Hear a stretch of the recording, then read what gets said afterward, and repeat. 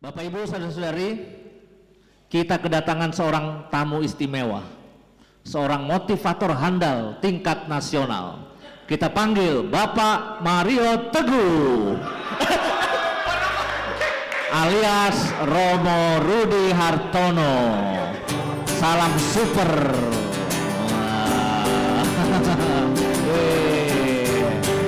Salam super Romo Mario ya. Dia pengen naik Bapak Ibu ya. Jadi narasumber, jangan jadi moderator. Katanya Mario Teguh. Oh iya. Jadi dulu jatuh cinta atau putus asa ya? Jadi suatu ketika Bapak Ibu, waktu saya tingkat 2 dan Romo Rudi tingkat 3, ada yang ngetok-ngetok kamar saya. Duk, duk, duk, duk, duk, duk. Jam 12 malam, nggak bisa tidur. Sebelah kamar saya itu Romo Rudi Hartono. Terus akhirnya kita keluar kamar bareng, duduk di depan taman kebun yang romantis sambil bercerita beliau ini, Yus, gua lagi jatuh cinta Yus. Terus gimana? Iya lagunya nih, gua lagi nyetel lagu ini terus nih sebagai lagu cinta gue, kata dia. Lagu cinta yang mana? Aku tanya. If love is blind, cinta itu, jika cinta itu buta. Dia yang buta. Ya, ternyata benar, cewek itu buta mencintai Romo Rudi sebetulnya. Ya, ya Romo Rudi silakan cerita tentang pengalaman hidupnya awal, bagaimana kok mantep dulu waktu kecil mau jadi apa. Iya Romo Yus, ya. Bukan soal jatuh cintanya sebetulnya ya. Dulu saya itu jelek-jelek begini, pengen jadi. Ya nggak usah pakai jelek-jelek begini lah, udah tahu orang. Saya cakep-cakep begini. Nah, cakep-cakep begini. Cacat kepala. Jadi dulu saya itu pengen jadi taruna akabri. Benar. Mengapa? Ayah saya seorang tentara. Betul kan? Ayah saya seorang tentara, dan yang saya heran, saya ini kok anak pertama laki-laki cendekiawan ya. Ya. Apa itu Romo cendekiawan? Cendek iku menawan. Cendek ireng. Cendek iku menawan. Oh bukan cendek ireng menawan ya? Irengnya belakangan. Oh, ya. Iya. Jadi saya dulu cita-citanya pengen jadi taruna akabri.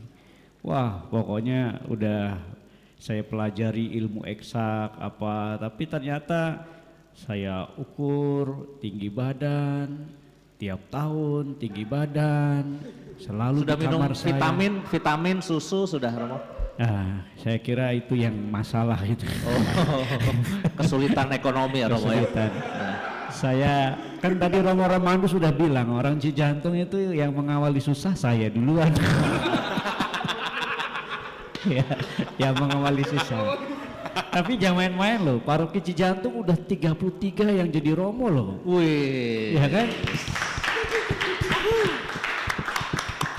Saya urutan pertama. Sebetulnya ada yang pertama tapi terpaksa sudah mengundurkan, terpaksa saya yang jadi yang pertama. Dan ternyata yang pertama itu memang yang cendekiawan sendiri. Jadi waktu itu memang saya pengen jadi taruna akabri, udah ukur-ukur, ternyata enggak tinggi-tinggi, setiap tahun cuma semampai begitu. Enggak sempet tes di akabri gitu, sempet tes enggak? Boro-boro tes, orang SMP aja 158, SMA 158, frater 158, Romo? Jadi Romo sama. Ya 58,5 lah. Jadi uskup? Jadi uskup janganlah, nggak enak saya. Ya, tapi waktu itu tertariknya begini ya, sempat frustasi saya karena saya nggak punya niat untuk jadi pastor, amit-amit jabang bayi. Tapi waktu itu kok saya ngelihat ada pastor saya itu orangnya pendek. Kebapaan, suka ngasih buah apel, waduh. Dan ternyata saya ngelihat, waktu dia khotbah di mimbar itu ya, Romo Yus, Kan dia pakai jubah, pakai kasula, berkhotbah. Dulu nggak ada AC gini, masih ada kipas angin. WC begitu dia berkhotbah, kasulanya itu berkibar-kibar. Nah, saya jadi mesdinar di depan, saya ngeliat, ih ada Superman dari sorga. Nah, ini kan taruna juga, pendidikannya khusus juga di Magelang. Dulu belum ada wacana bakti, minta maaf ya kan.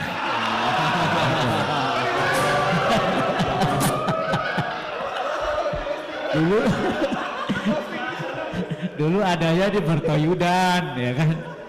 Makanya oh ya pendidikan taruna kan di Magelang juga ya. Saya ke Mertoyudan dan waktu itu diterima, puji Tuhan, saya cuma modal nekat.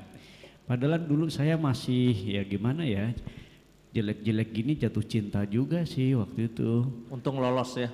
Untung lolos. Nggak lulus ya. Tapi ya puji Tuhan Romo, jadi justru pengalaman saya pengen jadi taruna akabri yang gagal, sekarang menjadi taruna kerajaan Allah alias pastor. Ibu Bapak, ada satu rahasia tentang Romo Rudi yang mungkin seluruh dunia tidak tahu, tapi yang tahu saya. Kita para frater itu dulu suka main sepak bola, ya. Romo Rudi itu kan badannya kecil, striker, nyelip sana, nyelip sini, tiba-tiba striker, tiba-tiba kiper, ya kan, bolak-balik kan. Pokoknya saking kecilnya dia suka nggak kelihatan, iya kan? Tapi setelah main dapat gelar. Kalau yang lain dapat gelar pencetak gol terbanyak, gitu ya.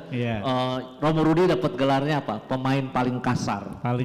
Paling kasar. Jangan lupa itu. Kita ada hadiahnya ya itu. Nah, waktu itu boleh cerita itu kenapa kok sampai main sepak bola begitu ganasnya waktu itu, Romo? Karena waktu itu panitianya memberikan hadiah untuk permain terkasar.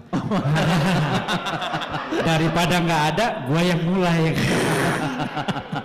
Nah, jadi itu teman-teman kakak kelas waktu itu tendangin aja kakinya ya, jedak gitu ya. Sampai pernah waktu itu mau berantem gitu ya kan, saking kasar. Ini kecil-kecil gini emang suka berantem Bapak Ibu. Mungkin kebawa gara-gara pengen jadi taruna. Iya. Suka berantem dia tuh. Tapi kan ini hatinya damai. Pernah beliau sakit perut. Ini rahasia lagi nih Bapak Ibu. Sakit perut. Pulang dari rekoleksi di mana gitu ya. Terus mau masuk asrama, kuncinya nggak kebawa. Kebawanya sama frater yang naik mobil lain. Fraternya itu pulang terlambat.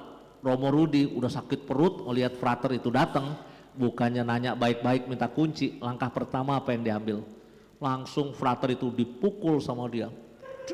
Sialan lu, telat tuh, gue sakit perut nih gitu ya. Kayak saya lupa inget ya. Saya saksi matanya Bapak Ibu. Jadi kok yang curhat malah Romo Yus ya. Tapi saya senang teman saya ini lolos sampai sekarang. Akhirnya lolos ya itu ya. Romo Rudi sudah tugas kemana aja dan tempat tugas mana yang paling mengesan? Bagi saya bertugas yang pertama kali itu waktu lulus dari Kentungan, ditabiskan imam, ternyata disuruh sekolah lagi mengambil S2 bidang teologi. Tapi waktu itu yang ngomong Bapak Kardinal dengan ungkapan yang bagi saya berkesan. Apa itu? Romo, daripada nanti setelah tabisan Romo dikira mesdinar, Romo studi lanjut lagi ya. Gitu. Ya makanya saya Jadi alasan studi lanjut ini saya supaya jangan dikira mesdinar. Jangan dikira mesdinar. Bener juga sih ya. Padahal setelah S2 ya dikira mesdinar juga ya. Juga sama. Nah yang menarik lagi, waktu itu kan sudah S2 tuh ya, jadi pastor yang S2.